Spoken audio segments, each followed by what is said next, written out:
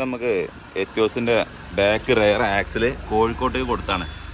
അപ്പോൾ കസ്റ്റമർ ഇന്ന് വരാമെന്നാണ്. അപ്പോൾ നമ്മൾ അതിൻ്റെ കുറച്ച് പണികളിലാണുള്ളത് കേട്ടോ. എത്തിയോസ് ലിവൻ്റെ ബാക്കിലെ വലിയ ആക്സിലില്ലേ, അതാണ്.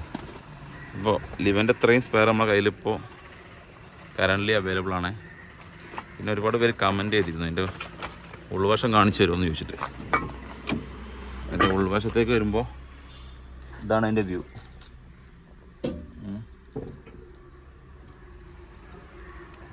അത്യാവശ്യം കുഴപ്പമില്ലാത്ത സീറ്റും കാര്യങ്ങളൊക്കെ അത്യാവശ്യം കുഴപ്പമില്ലാതാണ്. അതിന് ഡോർ പാഡും കാര്യങ്ങളൊക്കെ.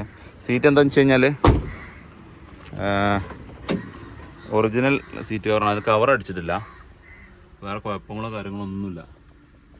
ഇത് ഇൻറ്റീരിയറിൻ്റെ ഭാഗത്തേക്ക് വരുമ്പോൾ ഇങ്ങനെയാണ് വരുന്നത്. എൻജിൻ റൂമിലേക്ക് വരുമ്പോൾ ബാറ്ററി നമ്മൾ കൊടുത്തിട്ടുണ്ട്.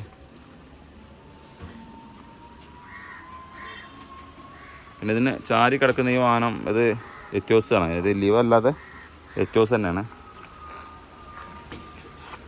ഇതിന് നമ്മളൊരു 90% സാധനം കൊടുത്തിട്ടുണ്ട്.